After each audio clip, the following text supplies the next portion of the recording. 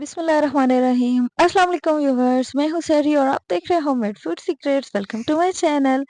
आज आपके लिए लाई हूँ मुर्गी पाया रेसिपी, मतलब कि मुर्गी के पंजों की रेसिपी। तो मज़ेदार सी यखनी बनाने के लिए क्या क्या चीज़ें चाहिए मैं आपको बता देती हूँ।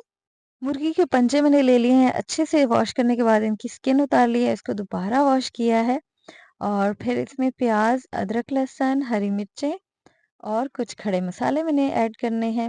चलें जी, शुरू करते हैं। बिस्मिल्लाहिर्रहमानिर्रहीम।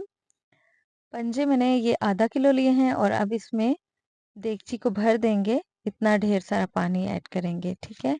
जितना ज़्यादा पानी होगा उतने ये अच्छे से पकेंगे। उसके बाद ये जो चीज़ें मैंने आपको बताई हैं ये सारी इसमें ऐड कर देंगे और फिर इसमें नमक हस्बे ज़रूरत ऐड होगा, जितना आप चाहें।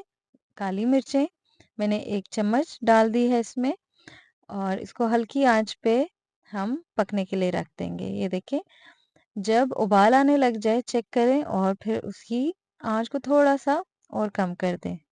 1 घंटा इसको पकाएँगे हम। ये देखिए, 1 घंटा गुज़रने के बाद आप देख सकते हैं पानी भी कम हो चुका है और चलिए मैं आपको डाल के दिखा देती हूँ।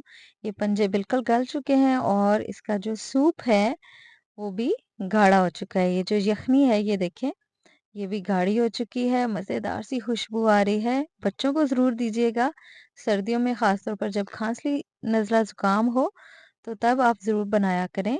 एक दफ़ा सर्दियों में ज़रूर इसको बनाया करें। मज़ेदार सी यखनी और बहुत ही हेल्दी यखनी बिल्कुल रेडी है। दुआ में याद रखिएगा अपना, रखिएगा बहुत सारा ख़्याल। मिलते हैं नेक्स्ट मज़ेदार सी वीडियो के साथ और चैनल को सब्सक्राइब और शेयर करना मत भूलिएगा। अल्लाह हाफ़िज़।